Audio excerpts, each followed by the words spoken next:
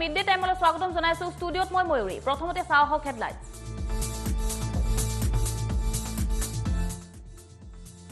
আৰু দেশজুৰি আন্তঃগাঁথনি হলাই পেলাৰ সপোন স্বাধীনতা দিৱসত লালকিল্লাত প্ৰধানমন্ত্ৰী মোদীৰ ঘোষণা প্ৰধানমন্ত্ৰী মোদীৰ 1 লাখ কোটি টকীয়া গণশক্তিৰ মাষ্টাৰ প্লেন ঘোষণা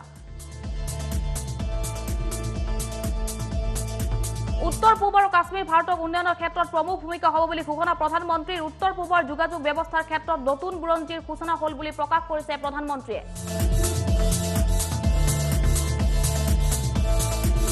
কিমান আৰু অসমীয়া ডেকাৰ মৃত্যুৰ সাক্ষী হৈ ৰম খানাপাৰা ফিল্ডত ৰাষ্ট্ৰীয় পতাকাৰ তলৰ পৰা পৰেশ বৰুৱা ডাঙৰীয়া বুলি সম্বোধন পৰেশ বৰুৱাক আলোচনাৰ মেজলৈ আহিবলৈ আহ্বান মুখ্যমন্ত্ৰীৰ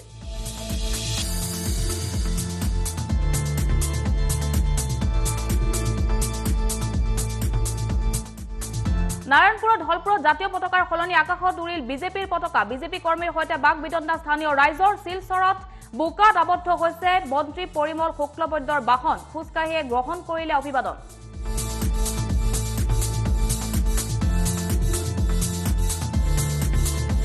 কাবুলৰ সীমান্তত উপস্থিত তালিবানী সন্ত্ৰাসবাদী চাৰিপিনৰ পৰা ঘেৰি ধৰি কাবুলক দুদিনৰ ভিতৰত দখল কৰাৰ হুংকাৰ তালিবানী উগ্ৰপন্থীৰ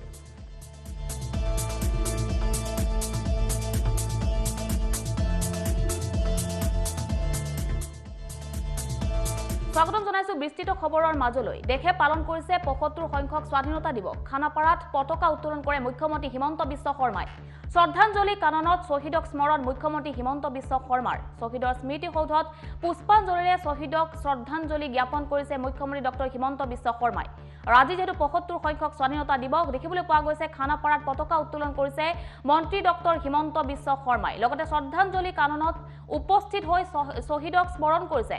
মুখ্যমন্ত্ৰী গৰাকীয়ে এই দৃশ্যাংশ আপোনালোকে প্ৰত্যক্ষ কৰিছে খানাপাৰাৰ এই দৃশ্যাংশ আপোনালোকে ৰাতিপুৱাৰ ভাগৰে দৃশ্যাংশ প্ৰত্যক্ষ কৰিছে খানাপাৰাত উপস্থিত হৈ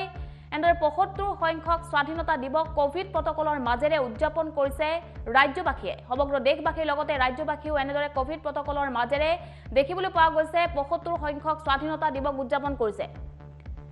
আৰু পুৱাৰ ভাগতে উপস্থিত হৈছে মুখ্যমন্ত্ৰী ডক্টৰ হিমন্ত বিশ্ব শৰ্মা খানাপাৰাৰ পশু চিকিৎসা মহাবিদ্যালয় এনেদৰে উপস্থিত হৈ পতাকা উত্তোলন কৰিছে মুখ্যমন্ত্ৰী ডক্টৰ হিমন্ত বিশ্ব শৰ্মাই আৰু লগতে শ্ৰদ্ধাঞ্জলি কাননত উপস্থিত হৈ মুখ্যমন্ত্ৰী গৰাকীয়ে শ্বহীদক স্মৰণ কৰিছে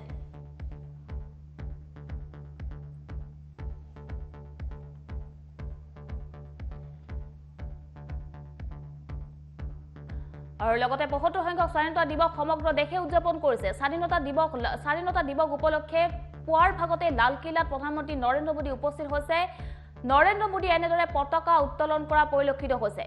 দেশজুৰি যেহেতু পালন কৰিছে ৭৫ সংখ্যক স্বাধীনতা দিৱস লালকিল্লাত পুৱাৰ ভাগতে প্ৰায় ৭ বজাত প্ৰধানমন্ত্ৰী নৰেন্দ্ৰ মোদী উপস্থিত হৈছে আৰু ইয়াৰ পাছতে দেখিবলৈ পোৱা গৈছে কেইবাটাও গুৰুত্বপূৰ্ণ ঘোষণা কৰিছে প্ৰধানমন্ত্ৰীৰ ভাষণত কেইবাটাও গুৰুত্বপূৰ্ণ কথাই স্থান পাইছে আজিৰ দিনটোত কেইবাটাও ঘোষণা কৰা পৰিলক্ষিত হৈছে ৭৫ সংখ্যক স্বাধীনতা দিৱস উপলক্ষে প্ৰধানমন্ত্ৰী নৰেন্দ্ৰ মোদীয়ে দেশবাসীক কেনেদৰে সম্বোধন কৰি কোভিড প্ৰটকলৰ মাজেৰে স্বাধীনতা দিৱস উদযাপন কৰি কেইবাটাও গুৰুত্বপূৰ্ণ ভাষণ আগবঢ়োৱা পৰিলক্ষিত হৈছে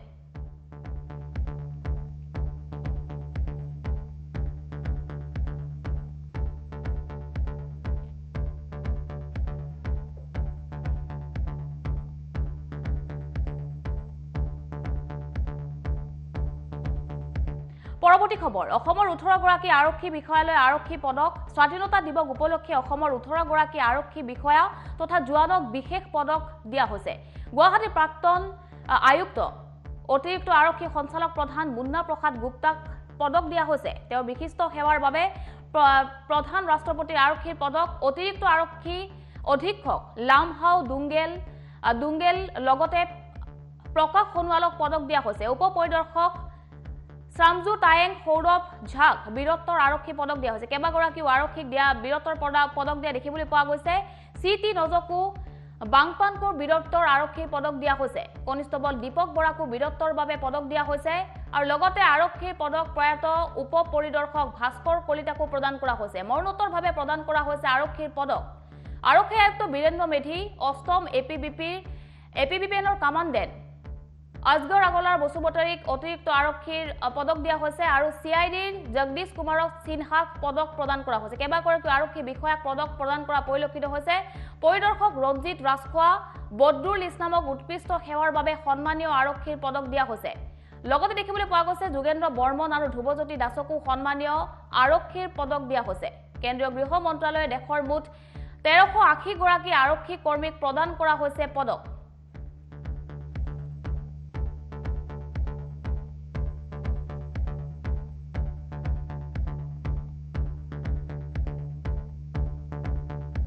পৰেশ বৰুৱাক মূল সুটিলৈ অহাৰ পুনৰ আহ্বান জনাইছে মুখ্যমন্ত্ৰী ডক্টৰ হিমন্ত বিশ্ব শৰ্মাই তিৰংগা পতাকাৰ তলৰ পৰা পৰেশ বৰুৱাক এই আহ্বান মুখ্যমন্ত্ৰী হিমন্ত বিশ্ব শৰ্মাৰ পাহল ডেকাৰ মৃত্যুৰ সাক্ষী যাতে আমি কোনো নহওঁ বুলি মন্তব্য কৰিছে মুখ্যমন্ত্ৰীয়ে ৭৫ সংখ্যক স্বাধীনতা দিৱসৰ পতাকা উত্তোলন কৰিয়ে আলোচনালৈ অহাৰ আহ্বান জনাইছে দেখিবলৈ পোৱা গৈছে আজিৰ দিনটোত পৰেশ বৰুৱাক আলোচনাৰ মেজলৈ অহাৰ আহ্বান জনাইছে মুখ্যমন্ত্ৰী ডক্টৰ হিমন্ত বিশ্ব শৰ্মাই আৰু পাহলৰ মৃত্যুৰ সাক্ষী যাতে আমি নহয় বুলি মন্তব্য কৰা পৰিলক্ষিত হৈছে যেহেতু আজি স্বাধীনতা দিৱস উপলক্ষে কেইবাটা গুৰুত্বপূৰ্ণ মন্তব্য আগবঢ়াইছে ৰাজ্যৰ মুখ্যমন্ত্ৰী ডক্টৰ হিমন্ত বিশ্ব শৰ্মাই বিশেষকৈ দেখিবলৈ পোৱা গৈছে আজিৰ ভাষণত স্থান পাইছে পৰেশ বৰুৱাক মূল খুঁটিলৈ আহিবলৈ আহ্বান জনাইছে আলোচনাৰ মাধ্যমেৰে সমস্যা সমাধান কৰিবলৈ পৰেশ বৰুৱাক আহ্বান জনাইছে মুখ্যমন্ত্ৰী ডক্টৰ হিমন্ত বিশ্ব শৰ্মাই মূল খুঁটিলৈ উভতি আহক পাহুৱাল ডেকাৰ আৰু মৃত্যুৰ সাক্ষী যেন আমি কোনেও নহওঁ এই তিৰংগ পতাকাৰ পৰা মই পুনৰ এবাৰ আলোচনাৰ মঞ্চলৈ মই পৰেশ বৰুৱা ডাঙৰীয়াক আহ্বান জনাইছো আলফা মূল খুঁটিলৈ উভতি আহক পাহুৱাল ডেকাৰ আৰু মৃত্যুৰ সাক্ষী যেন আমি কোনেও নহওঁ এই তিৰংগ পতাকাৰ পৰা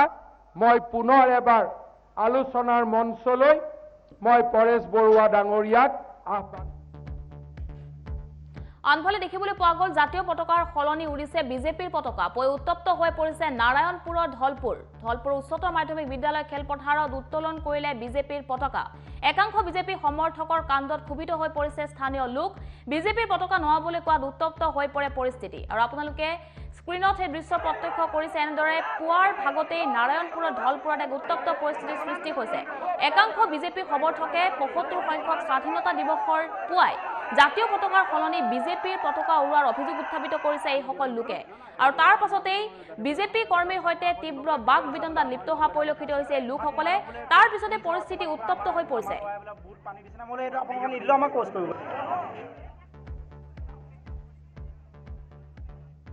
স্বাধীনতা দিৱস হয়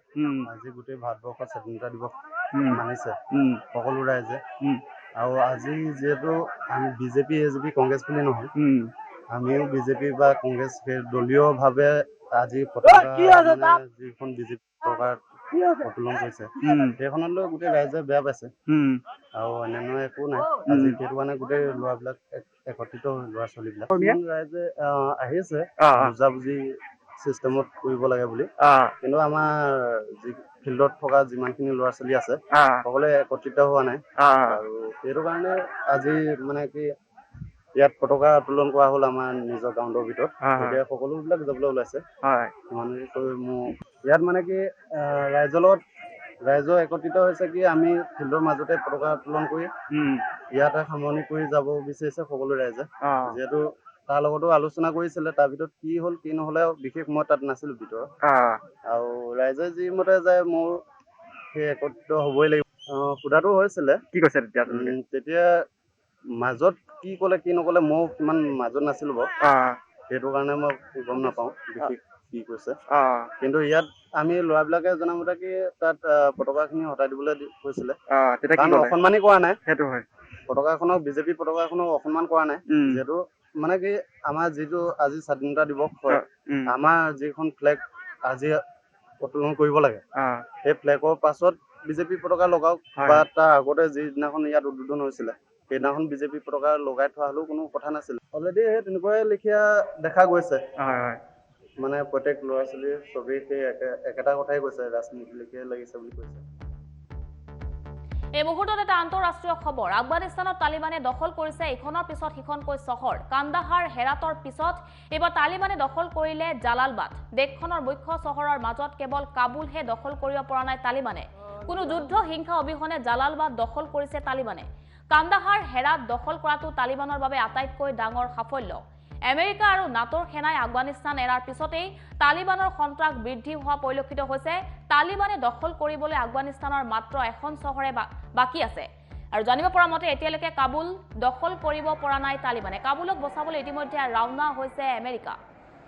আৰু আমেৰিকাই হস্তক্ষেপ কৰিব পাৰে সমগ্ৰ বিষয় কিয়নো আফগানিস্তানত দেখিবলৈ পোৱা গৈছে তালিবানে এনেদৰে এক সন্ত্ৰাসৰ সৃষ্টি কৰিছে ইখনৰ পিছত সিখনকৈ চহৰ তালিবানে নিজৰ দখলত লৈছে আৰু জানিব পৰা মতে এয়াৰপৰ্টসমূহো নিজৰ দখললৈ লৈ গৈছে তালিবানে আৰু ইয়াৰ পিছতে সমগ্ৰ বিশ্বজুৰি চৰ্চা লাভ কৰিছে বিষয়টো তালিবানৰ সন্ত্ৰাস বৃদ্ধি হোৱা পৰিলক্ষিত হৈছে আফগানিস্তানত কোনো যুদ্ধ অবিহনে ইখনৰ পিছত সিখনকৈ চহৰ তালিবানে নিজৰ দখললৈ লৈ যোৱাৰ খবৰ লাভ কৰা হৈছে আৰু ইতিমধ্যে দৃশ্যসমূহ ছ'চিয়েল মিডিয়াত ভাইৰেল হৈ পৰিছে বহু আন্তঃৰাষ্ট্ৰীয় সংবাদ মাধ্যমে সম্প্ৰচাৰিত কৰিছে এই দৃশ্য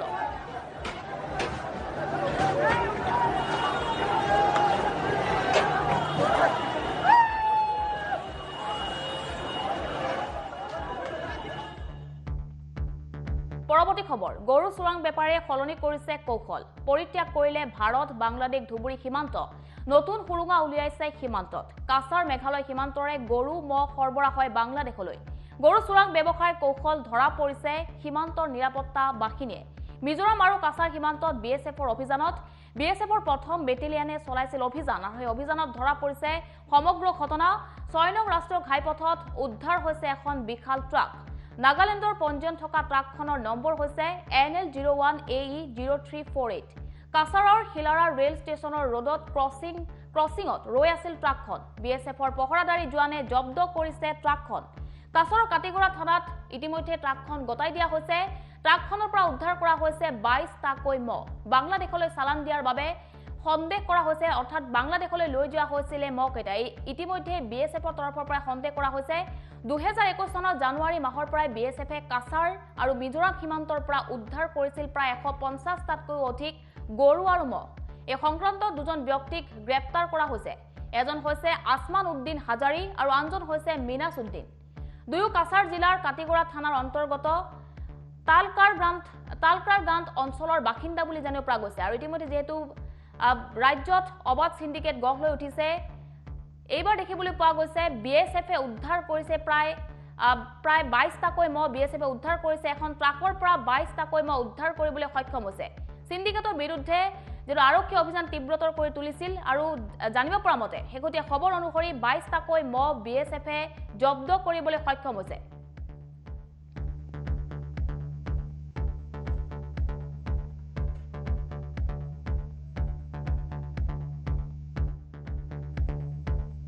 আনফালে হাইটিৰ বৰ ভূমিকম্পত মৃতকৰ সংখ্যা বৃদ্ধি হৈছে প্ৰায় 300ৰো অধিক হৈছে মৃতকৰ সংখ্যা 7.2 পাবল্যৰ বৰ ভূমিকম্পত বিস্তৰ ক্ষতিসাধন হৈছিল হাইটিত সমগ্ৰ হাইটি চহৰ তছনছ হৈ পৰিছিল তাজপাতৰ দৰে খহি পৰিছিল ঘৰ আৰু অট্টালিকা কেইমিনিটমানৰ ভিতৰতে শতাধিক ঘৰ ধ্বংসস্তূপত পৰিণত হৈছিল বৰ্তমানো যুদ্ধ গতিত অব্যাহত আছে উদ্ধাৰ অভিযান সহস্ৰাধিক আহতক ভৰ্তি কৰা হৈছে হাস্পতালত ৰাজধানী পৰ্টো প্ৰিন্সৰ পৰা 150 কিলোমিটাৰ নিলগত আছিল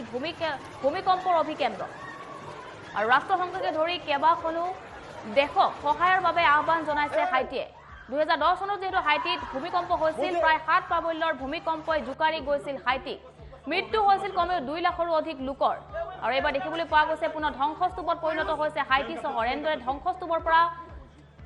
উদ্ধাৰ কৰা হৈছে লোকসকলক ইজনৰ পিছত ইজনকৈ লোকক উদ্ধাৰ কৰা হৈছে আহতৰ সংখ্যা বৃদ্ধি হৈছে লগতে নিহতৰ সংখ্যাও বৃদ্ধি হৈছে প্ৰায় 300ৰো অধিক হৈছে নিহতৰ সংখ্যা আন্তঃৰাষ্ট্ৰীয় সংবাদ মাধ্যমত খবৰ সম্প্ৰচাৰিত হৈছে যেহেতু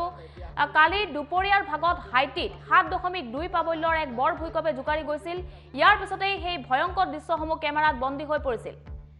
আৰু হেগতীয়াকৈ জানিব পৰা মতে মৃতকৰ সংখ্যা ভয়ংকৰভাৱে বৃদ্ধি হৈছে কালিৰ দিনটোতে যেহেতু উদ্ধাৰকাৰী দল ৰাওনা হৈছিল ঘটনাস্থলীত ইতিমধ্যে ধ্বংসস্তূপত বহু লোক আবদ্ধ হৈ থকাৰ সন্দেহ কৰা হৈছে ধ্বংসস্তূপৰ পৰা উদ্ধাৰ কৰা হৈছে ইজনৰ পিছত সিজনকৈ লোক আহতসকলক ততাতৈয়াকৈ চিকিৎসালয়লৈ নিয়া হৈছে আহতসকলৰ বহুতৰ অৱস্থা সংকটজনক বুলি জানিব পৰা গৈছে আৰু যাৰ বাবে মৃতকৰ সংখ্যা বৃদ্ধি হোৱা পৰিলক্ষিত হৈছে আৰু হেগতীয়া খবৰ অনুসৰি 300ৰো অধিক হৈছে মৃতকৰ সংখ্যা বৰ ভূমিকম্পে যেহেতু সমগ্ৰ হাইটি চহৰ জুকাৰি গৈছিল ইয়াৰ পাছতেই সুনামিৰ হাই এলাৰ্ট দিয়া হৈছিল লোকসকলক স্পৰ্শকাতৰ অঞ্চলৰ পৰা লৈ যোৱা হৈছিল সুৰক্ষিত স্থানলৈ আৰু ইয়াৰ পিছতে দেখিবলৈ পোৱা গৈছে তাজপাতৰ দৰে খহি পৰিছিল নিমিষতে খহি পৰিছিল ইটোৰ পিছত সিটোকৈ অট্টালিকা ধ্বংসস্তূপত পৰিণত হৈছিল সমগ্ৰ হাইটি চহৰ ইয়াৰ পূৰ্বে যেহেতু 2010 চনত এক বৰ ভূঁইকঁপ আহিছিল প্ৰায় 7 প্ৰাবল্যৰ ভূঁইকঁপে তছনছ কৰি থৈ গৈছিল সমগ্ৰ হাইটি চহৰ য'ত 2 লাখৰো অধিক লোকৰ মৃত্যু হৈছিল এবাৰ পুনৰ বৰ ভূঁইকঁপে জোকাৰি গৈছে সমগ্ৰ হাইটি চহৰ নিমিষতেই ইটোৰ পিছত সিটো অট্টালিকা হৈ পৰিছে ধ্বংসস্তূপত এতিয়াও বহু লোক আবদ্ধ হৈ আছে ঘটনাস্থলীত ইতিমধ্যে উদ্ধাৰকাৰী দল ৰাওনা হৈছে আৰু ইতিমধ্যে প্ৰশাসনৰ তৰফৰ পৰা বহু কেইখন ৰাষ্ট্ৰক সহায়ৰ বাবে আহ্বান জনাইছে কিয়নো বিবুদ্ধিত পৰিছে প্ৰশাসন ইটোৰ পিছত সিটো অট্টালিকা ভাঙি পৰিছে বহু লোক আবদ্ধ হৈ আছে প্ৰয়োজন হৈছে উদ্ধাৰকাৰী দলৰ ইতিমধ্যে ঘটনাস্থলীত উদ্ধাৰকাৰী দল উপস্থিত হৈছে যদিও পৰ্যাপ্ত পৰিমাণৰ লোক নাই বুলি ইতিমধ্যে জানিব পৰা গৈছে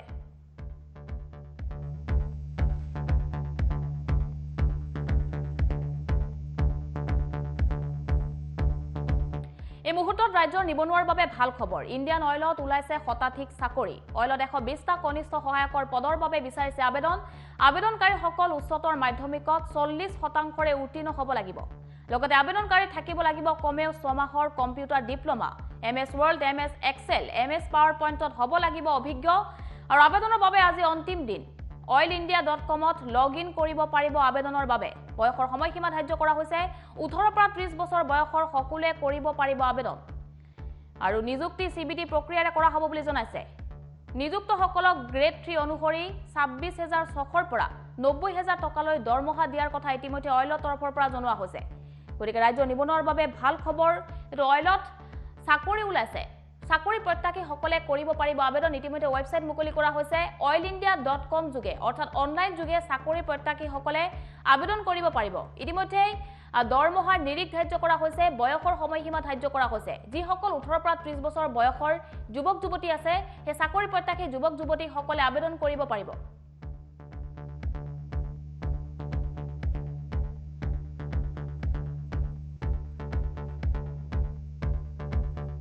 অসমত হ'ব পাৰে প্ৰবল বৃষ্টিপাত ধাৰাসাৰ বৰষুণ হোৱাৰ সতৰ্কবাণী দিয়া হৈছে অহা 4 পৰা 5 দিনৰ প্ৰবল বৃষ্টিপাতৰ সম্ভাৱনা আছে বতৰ ডাৱৰীয়া হৈ থকাৰ লগতে হ'ব পাৰে বৰষুণ বিজুলী ঢেৰেকণি অসমত বুধবাৰলৈ ধাৰাসাৰ বৰষুণৰ সম্ভাৱনা আছে ইতিমধ্যে কেন্দ্ৰীয় বতৰ বিজ্ঞান তৰফৰ পৰা এলাৰ্ট জাৰি কৰা হৈছে অসমৰ মেঘালয়ত বজ্ৰপাতৰ সম্ভাৱনা আছে লগতে অৰুণাচল প্ৰদেশতো প্ৰবল বৃষ্টিপাতৰ সম্ভাৱনা আছে মেঘালয় নাগালেণ্ডত ধাৰাসাৰ বৰষুণৰ সম্ভাৱনা আছে মণিপুৰ মিজোৰাম আৰু ত্ৰিপুৰাতো প্ৰচুৰ পৰিমাণে বৰষুণৰ সম্ভাৱনা থকাৰ কথা ব্যক্ত কৰিছে কেন্দ্ৰীয় বতৰ বিজ্ঞান কেন্দ্ৰই কেৱল অসমেই নহয় উত্তৰ পূবৰ ৰাজ্যকেইখনক এলাৰ্ট জাৰি কৰা হৈছে কিয়নো ধাৰাসাৰ বৰষুণৰ লগতে বিজুলী ঢেৰেকণিৰো সম্ভাৱনা আছে যাৰ বাবে লোকসকলক সাৱধানে থাকিবলৈ আহ্বান জনোৱা হৈছে এই মুহূৰ্তৰ গুৰুত্বপূৰ্ণ খবৰ আগন্তুক 4 পৰা 5 দিনলৈ হ'ব পাৰে ধাৰাসাৰ বৃষ্টিপাত যাৰ বাবে কেন্দ্ৰীয় বতৰ বিজ্ঞান কেন্দ্ৰৰ তৰফৰ পৰা এলাৰ্ট জাৰি কৰা হৈছে অসম আৰু মেঘালয়ক দিয়া হৈছে অৰেঞ্জ এলাৰ্ট আৰু বাকি ৰাজ্যসমূহক ইয়েলো এলাৰ্ট জাৰি কৰা হৈছে কেন্দ্ৰীয় বতৰ বিজ্ঞান কেন্দ্ৰই সতৰ্কবাণী জাৰি কৰিছে লোকসকলক সাৱধানে থাকিবলৈ আহ্বান জনাইছে কিয়নো আগন্তুক 4 পৰা 5 দিনত ধাৰাসাৰ বৰষুণ হ'ব পাৰে লগতে বিজুলী ঢেৰেকণি অৰ্থাৎ বজ্ৰপাতৰ যেটো সম্ভাৱনা আছে লোকসকলক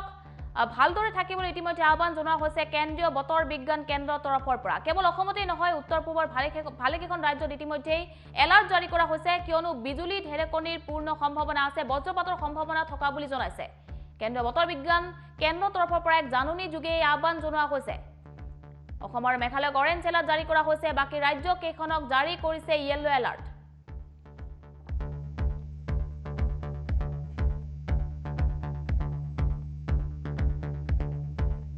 পাঁচ বছৰতকৈ কম বয়সৰ শিশুৰ বাবে কৰিব লাগিব নীলা আধাৰ কেনেকৈ উলিয়াব শিশুৰ নীলা আধাৰৰ বাবে নালাগে বায়োমেট্ৰিক চিনাক্তকৰণ চকুৰ চিহ্ন তথা আঙুলিৰ চিহ্নৰ প্ৰয়োজন নাই আধাৰ কেন্দ্ৰৰ শিশুটিৰ সৈতে যাব লাগিব পিতৃ মাতৃ প্ৰপত্ৰখন পূৰণ কৰি অভিভাৱকৰ প্ৰমাণপত্ৰসহ জমা কৰিব লাগিব বাল আধাৰ পিতৃ মাতৃ যিকোনো এজনৰ আধাৰ কাৰ্ডৰ সৈতে হ'ব লিংক দাখিল কৰিব লাগিব পিতৃ অথবা মাতৃৰ পঞ্জীয়নভুক্ত মোবাইল নম্বৰ প্ৰমাণীকৰণ আৰু পঞ্জীয়নৰ পাছত মোবাইল ফোনলৈ আহিব নিশ্চিত বাৰ্তা আৰু ইয়াৰ 60 দিনত অভিভাৱকৰ পঞ্জীয়নভুক্ত ঠিকনালৈ শিশুৰ আধাৰ প্ৰেৰণ কৰা হ'ব অতি সহজতে আপোনালোকে শিশুৰ আধাৰ কাৰ্ড উলিয়াব পাৰিব শিশুটিৰ বয়স 5 বছৰ হোৱাৰ পাছত অবৈধ হৈ পৰে নীলা আধাৰ আৰু আধাৰ কেন্দ্ৰলৈ পঞ্জীয়ন কৰিব লাগিব শিশুটিৰ বায়োমেট্ৰিক অৰ্থাৎ 5 বছৰ পাছত বায়োমেট্ৰিক সলনি কৰিব লাগিব আপোনাৰ শিশুটিৰ পিতৃ মাতৃ যিকোনো এজনৰ পঞ্জীয়নভুক্ত মোবাইল নম্বৰ আপোনালোকে লিংক কৰিব লাগিব লিংক কৰাৰ পাছত আপোনালোকক আধাৰ কাৰ্ড নিজৰ ঠিকনালৈ প্ৰেৰণ কৰা হ'ব গতিকে অতি সহজতে আপোনালোকে আধাৰ কাৰ্ড লাভ কৰিব আপোনাৰ শিশুটিৰ বাবে 60 দিনৰ ভিতৰতেই আপোনাৰ শিশুটিৰ আধাৰ কাৰ্ড প্ৰদান কৰা হ'ব নীলা আধাৰৰ বায়োমেট্ৰিক পুনৰ আপোনালোকে 5 বছৰ পাছত কৰিব লাগিব বুলি জনাইছে